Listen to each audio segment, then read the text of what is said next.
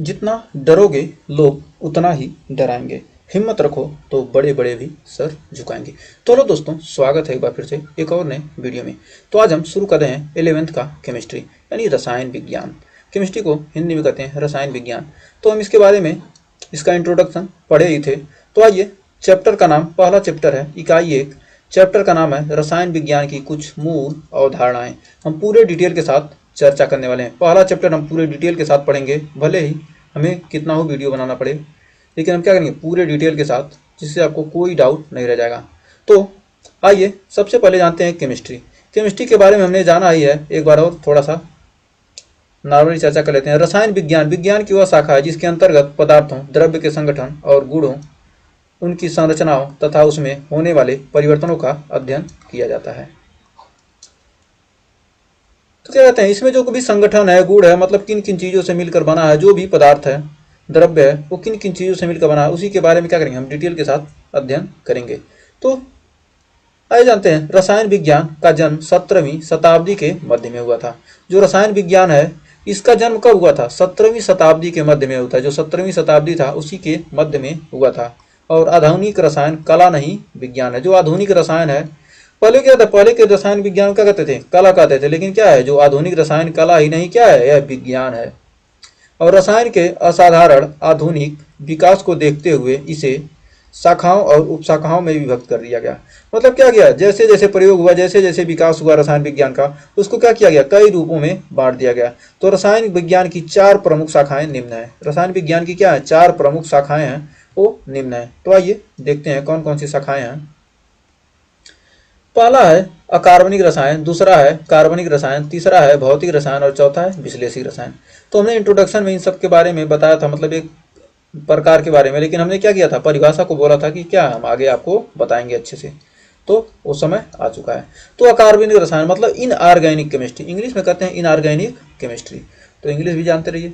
Inorganic chemistry, इसके अंतर्गत सभी तत्वों और उनके यौगिकों का अध्ययन किया था। मतलब जो भी तत्व हैं उनके क्या किया था, यौगिक जिनसे मिलकर बना है का अध्ययन किया जाता है। कार्बनिक यौगिकों को छोड़कर, जो भी कार्बन से मिलकर बने यौगिक हैं उनको क्या कहते हैं, छोड़कर जो भी यौगिक बनेंगे वो क्या कहलाएंगे, अकार्बनिक रसायन। तो कार्बनिक रसायन क्या हो गया?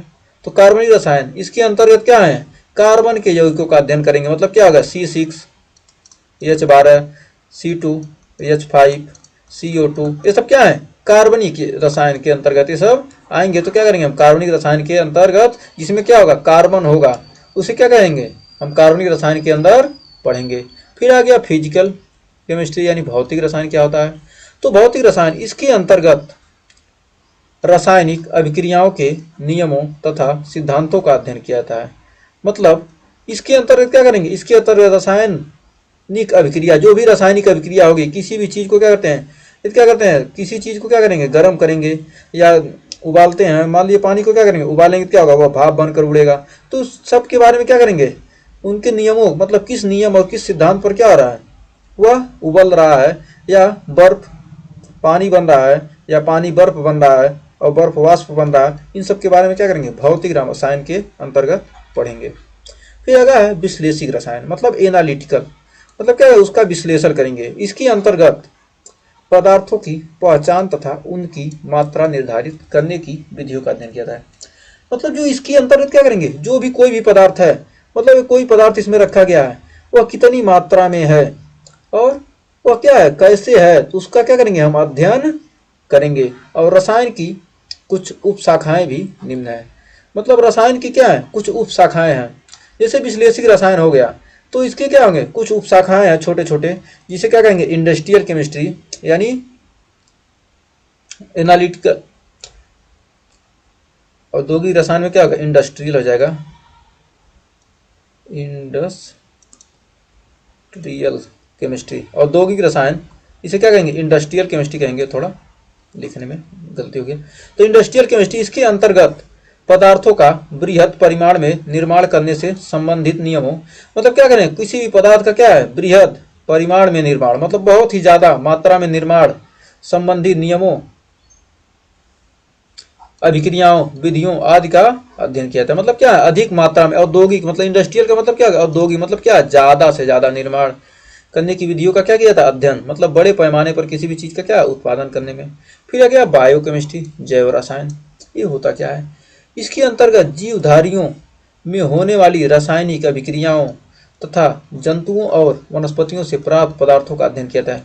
मतलब क्या होता है, ये जो जैव रसायन है इसमें क्या होता है, कोई भी चीज़ क्या कर देखते हैं, क्या हो गया, कोई भी चीज़ मर गया तो क्या करते हैं, कार्बन डेटिंग विधि से क्या करते हैं, हम पता लगाते हैं, मतलब कब का मरा हुआ, कितने साल पुराना है, तो बताते हैं ना, तो मतलब इतना साल पुराना ये चीज़ है, इतना साल पुराना है, इस समय का है।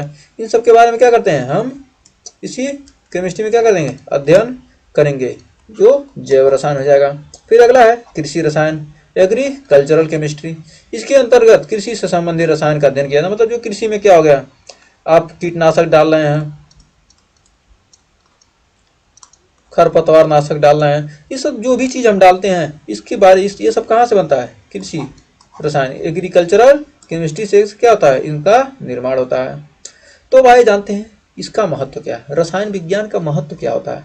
रसायन विज्ञान तो हम पढ़ लिए, लेकिन इसके बारे में जान लिए, प्रकार जान लिए, तो अब इसका क्या महत्व है। मतलब जब किसी भी चीज़ का महत्व रहेगा तभी तो उसको पढ़ने का फायदा है।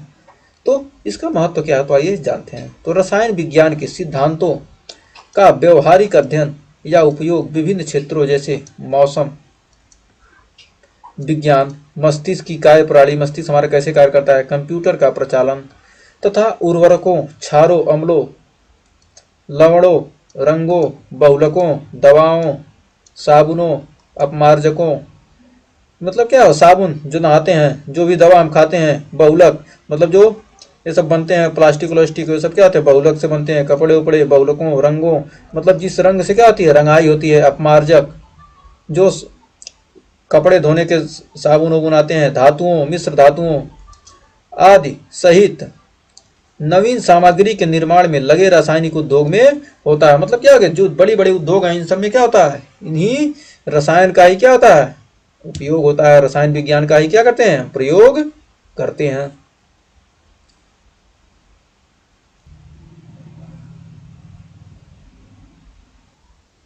तो हमने पढ़ा है रसायन विज्ञान में क्या होता है, द्रव्यों पदार्थों का अध्ययन करते हैं, संगठन का अध्ययन करते हैं, मतलब द्रव्य किससे किससे मिलकर बना है, उसका संगठन क्या क्या है, इसके बारे में क्या करते हैं हम, जो अध्ययन करते हैं रसायन विज्ञान में। तो आइए जानते हैं सबसे पहले द्रव्य होता क्या है, मैटर, इसको इंग्लिश में कहते हैं मैटर। तो इंग्लिश हिंदी आप नोट्स बनाते चलिएगा।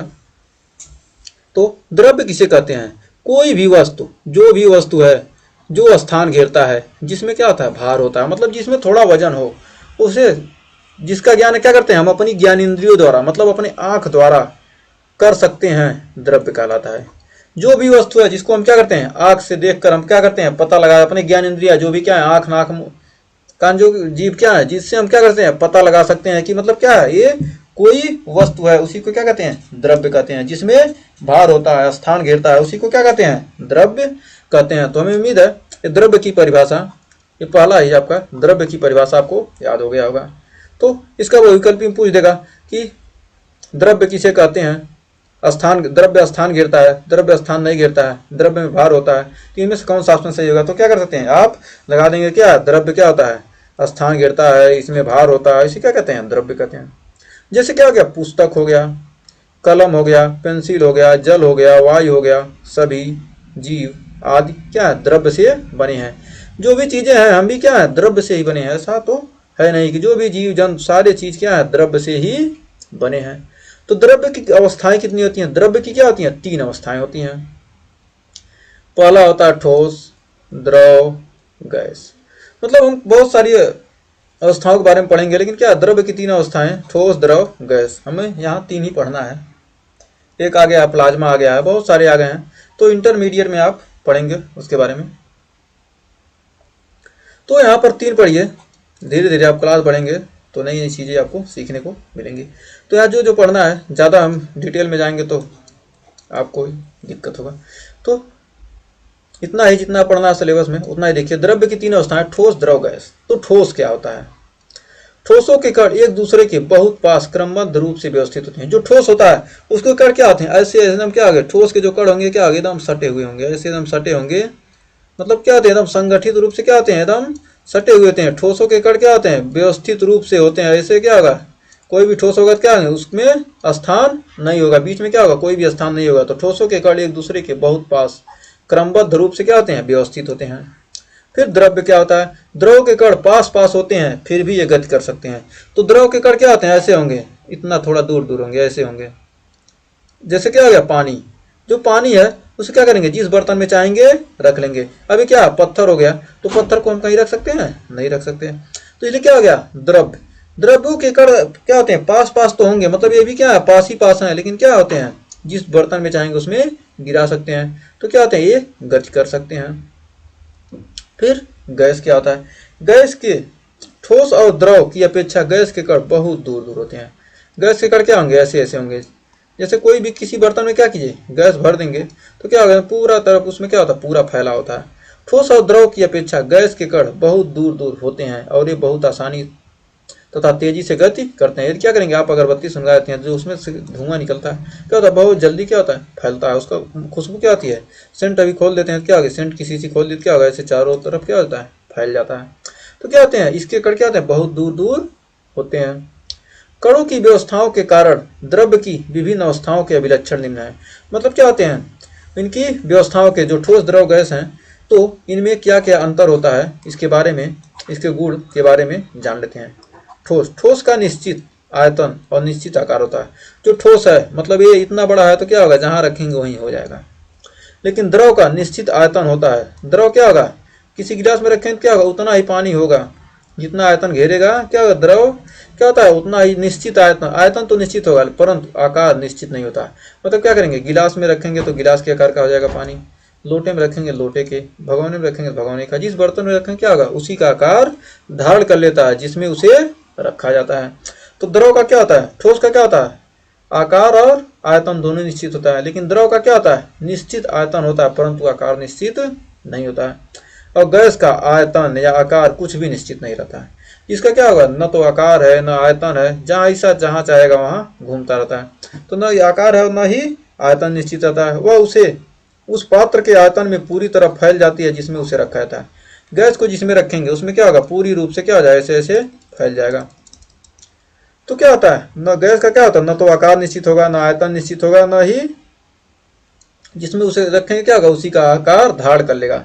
लेकिन द्रव का क्या होता है, आयतन निश्चित होता है लेकिन आकार नहीं, और ठोस का आकार आयतन दोनों निश्चित होता है। तो अंतर लिखने के लिए आए तो क्या लिख देंगे, ठोस का दो अंतर तो आसानी लिख देंगे, ठोस का आयतन निश्चित होता है, ठोस का निश्चित आकार होता है।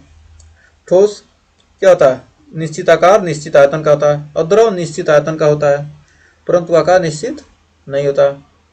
ठोस क्या होता है, जैसा है वैसा ही रहेगा, लेकिन क्या करेंगे, द्रव को जिस बर्तन में डालेंगे उसका धारण कर लेगा।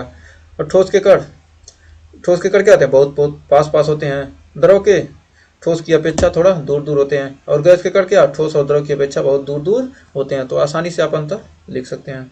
हमें उम्मीद है इसमें कोई डाउट नहीं होगा। तो आइए जानते हैं ताप और दाब की परिस्थितियों में परिवर्तन। यदि क्या करेंगे, ताप बढ़ा दें, दाब बढ़ा दें तो क्या परिवर्तन आएगा। इस द्वारा द्रव्य की इन तीन अवस्थाओं को एक दूसरे से परिवर्तित किया जाता है। मतलब जो द्रव्य की तीन अवस्थाएं हैं, ठोस, द्रव और गैस, इनको क्या कर सकते हैं, यदि क्या करेंगे, ठोस को क्या किए, यदि गर्म किए, गर्म करेंगे तो क्या हो जाएगा, द्रव में बदल जाएगा। और ठोस को गर्म किया तो द्रव में बदलेगा। अब बर्फ है, बर्फ को गर्म करेंगे तो क्या हो जाएगा, पानी बन जाएगा। और यदि पानी को ही गर्म कर देते हैं तो क्या हो जाएगा, गैस बनकर भाप बनकर उड़ जाएगा। अब एक गैस मिल गया, गैस को क्या किए, ठंडा किए। गैस को ठंडा करेंगे तो क्या होगा, द्रव बन जाएगा। और द्रव को क्या करेंगे, फ्रीजर में रखकर और ज़्यादा ठंडा कर देंगे तो क्या हो जाएगा, यह ठोस के रूप में यानी बर्फ के रूप में बदल जाएगा। तो क्या है, जो पानी है क्या, अनुत्क्रमणीय उत्क्रमणीय अभिक्रिया दर्शाता है। उत्क्रमणीय अभिक्रिया के बारे में हम डिटेल के साथ आगे पढ़ेंगे, ही आएगा आपको 12th में केमिस्ट्री में हम पढ़ेंगे। तो आइए, यहाँ तक हमें उम्मीद है कोई डाउट नहीं होगा। तो द्रव्य का वर्गीकरण देख लेते हैं। तो द्रव्य का वर्गीकरण मतलब द्रव्य को कितने वर्गों में बांटा गया है, इसके कौन कौन से रूप हैं, मतलब कितने भागों में बांटा गया है। तो मैटर ऑफ क्लासिफिकेशन, द्रव्य, मैटर मतलब क्या होता है द्रव्य, आप मतलब का, क्लासिफिकेशन मतलब वर्गीकरण। तो हमें उम्मीद है यहाँ तक कोई डाउट नहीं होगा। तो आइए अब देखते हैं आगे। तो द्रव्य का वर्गीकरण, द्रव्य को मिश्रण और शुद्ध पदार्थ के रूप में वर्गीकृत किया जाता है। जो द्रव्य है द्रव्य को क्या किया गया है, दो भागों में बांटा गया है। पहला होता है मिश्रण और दूसरा होता है शुद्ध पदार्थ यानी प्योर सब्सटेंस, मतलब शुद्ध पदार्थ और मिश्रण। तो मिश्रण क्या होते हैं, दो प्रकार के, एक समांगी होगा या विषमांगी। तो इसके बारे में भी आगे देखते हैं। तत्व और यौगिक। जो शुद्ध पदार्थ होगा या तो तत्व होगा या यौगिक। अकेले होगा तो क्या होगा, तत्व होगा, और दो ठो मिलकर बनेंगे तो क्या होगा, यौगिक बनेंगे। दो या दो से अधिक पदार्थों मिश्रण क्या कहते हैं, यौगिक कहते हैं। तो आइए इसके बारे में अब आगे देखते हैं। तो द्रव्य का वर्गीकरण में शुद्ध पदार्थ प्योर सब्सटेंस क्या होता है। तो प्योर सब्सटेंस जब किसी पदार्थ के सभी संगठक कण रासायनिक रूप से समान होते हैं तो इसे शुद्ध पदार्थ कहते हैं। जब क्या होगा, रासायनिक रूप से क्या होंगे, शुद्ध होंगे। जैसे रासायनिक रूप से क्या होंगे, समान होंगे। जल, जल क्या है, हाइड्रोजन और ऑक्सीजन का मिश्रण क्या समान अनुपात में है। साधारण नमक NaCl, नमक को क्या कहते हैं, NaCl, सोडियम और क्लोराइड से, और जल को क्या करते हैं, H2O। तो धीरे धीरे आपको ये सब भी फार्मूले भी याद, इसको क्या पढ़ेंगे, सोडियम क्लोराइड यानी साधारण नमक, H2O हाइड्रोजन डाइऑक्साइड यानी जल, इसको कहते हैं। इनको दो रूपों में व्यक्त कर सकते हैं। जो क्या होते हैं, जो शुद्ध पदार्थ होते हैं, मतलब क्या होगा, सभी संगठक क्या रासायनिक रूप से समान होते हैं, लेकिन तो होंगे तो क्या कहेंगे, उससे शुद्ध पदार्थ होंगे। लेकिन क्या है, इसके क्या होते हैं, अनुपात अलग अलग होते हैं। तो इसलिए क्या कहते हैं, इनके अलग अलग अनुपातों के अनुसार क्या क्या, इन्हें दो रूपों में बांटा गया है। तत्व, मतलब ये सिंगल बना तो क्या हो गया, तत्व हो गया। अलग दो ठो मिल गया तो क्या हो गया, यौगिक बन गया। तो पदार्थ जिन्हें किसी भी विधि द्वारा दो या दो से अधिक सरल पदार्थों में विभाजित नहीं किया जाता है। जो सोडियम है, इसको किसी भी विधि द्वारा क्या कर सकते हैं, हम अलग नहीं कर सकते, विभाजित नहीं कर सकते हैं। तो इसे क्या कहलाते हैं, ये तत्व कहलाते हैं, जिनको क्या करते हैं, किसी भी कोई भी विधि लगा दें, लेकिन क्या कर सकते हैं, अब उसको दो या दो से अधिक सरल पदार्थों में क्या कर सकते हैं, तोड़ नहीं सकते। दो भागों में क्या कर सकते हैं, सोडियम को दो भागों में नहीं तोड़ सकते, इसलिए क्या कहते हैं, इसे तत्व कहेंगे। सोडियम क्या तत्व है। तो एग्जाम्पल के लिए हाइड्रोजन, ऑक्सीजन, सोना, सोना को क्या कहते हैं, AuRm, और चांदी, चांदी को क्या पढ़ते हैं, Ag, तांबा Cu यानी कापर। बहुत सारे हो गए, Fe, आयरन, लोहा, लोहा को क्या करते हैं, दो भागों में बांट सकते, दो रूपों में कन्वर्ट करेंगे नहीं। तो सब क्या है, बहुत सारे जितने भी बहुत सारे तत्व हैं, इन सबको क्या करते हैं, दो भागों में वहीं बांट सकते हैं। तो अब आ गया यौगिक। यौगिक मतलब क्या होता है, कंपाउंड, मतलब शुद्ध समांगी द्रव्य या पदार्थ जो दो या दो से अधिक तत्वों के निश्चित अनुपात में पारस्परिक रासायनिक संयोग से बनता है। मतलब क्या होगा, पारस्परिक मतलब बराबर, मतलब संयोग से, मतलब क्या समान रूप से क्या होगा, दोनों का तालमेल बैठेगा तभी क्या हो सकते हैं, नए यौगिक बनते हैं। जैसे सोडियम क्लोराइड, चीनी C6H, इसके बारे में आगे हम पढ़ें, C6H22O11 क्या होगा, चीनी का सूत्र हो गया। तो क्या होंगे, जल, पानी के बारे में, सॉरी चीनी का तो ग्लूकोज हो गया, C6H11 हो गया। तो चीनी का हो जाएगा C12H22O11, क्या हो गया, यह शुगर यानी चीनी, चीनी, चीनी का सूत्र हो गया। तो C6 नहीं होता, वो तो ग्लूकोज का होता है। तो C12H22O11 चीनी का हो गया, जल का हो गया H2O। तो इनके बारे में क्या है, ये सब क्या है, दो से, इसमें देखिए हाइड्रोजन है, ऑक्सीजन है, मतलब क्या होगा, दो तत्व, दो या दो से अधिक तत्वों के समान या निश्चित अनुपात को क्या कहते हैं, यौगिक कहते हैं, जो मिलकर बनते हैं यौगिक बनता है। इसमें देखो कार्बन 12, हाइड्रोजन 22, ऑक्सीजन, तो कार्बन, हाइड्रोजन, ऑक्सीजन मतलब तीन, दो या दो से अधिक का, तो इसमें तीन है। तो इन तत्वों का क्या होगा, अलग अलग संयोग से जो भी बनेगा क्या होगा, यह यौगिक कहलाएंगे। तो आइए आगे देखते हैं मिश्रण। दूसरा हमने क्या देखा था, मिश्रण क्या होगा, या शुद्ध पदार्थ या मिश्रण। वे द्रव्य जो दो या दो से अधिक पदार्थों यानी तत्वों अथवा यौगिकों को किसी भी अनुपात में मिला देने पर बनते हैं, मिश्रण कहलाते हैं। मतलब दो या दो से अधिक पदार्थ हो, जैसे चाहे तत्व हो या यौगिक, क्या करेंगे, दो या दो से अधिक रूपों में किसी भी अनुपात में मिलाते हैं, कोई भी अनुपात में, या दो ठो मिलाना है, किसी को दो मिला है, किसी को तीन मिला है, किसी को चार मिला है, किसी को 10 मिला है। तो मतलब कोई भी अनुपात हो सकता है, उसे क्या कहेंगे, मिश्रण कर जाते हैं। तो मिश्रण कहते हैं। तो मिश्रण जैसे चीनी और रेत का मिश्रण, चीनी का जल में मिश्रण, ये सब क्या है, मिश्रण ही तो है। चीनी रेत में लोहे का मिश्रण, बहुत सारे मिश्रण बन जाएंगे। मतलब दो या दो से अधिक पदार्थों के क्या हो गए, किसी भी अनुपात में मिला देने पर जो बनेगा क्या कहेंगे, उसे मिश्रण कहेंगे। तो मिश्रण को क्या किया गया है, दो प्रकार से बांटा गया है, एक होता है समांगी मिश्रण और दूसरा होता है विषमांगी मिश्रण। तो मिश्रण में घटकों के कण संपूर्ण मिश्रण में एक समान रूप से बिखरे रहते हैं और पूरे मिश्रण का संगठन एक समान होता है, तो उसे क्या कहेंगे, समांगी मिश्रण कहेंगे।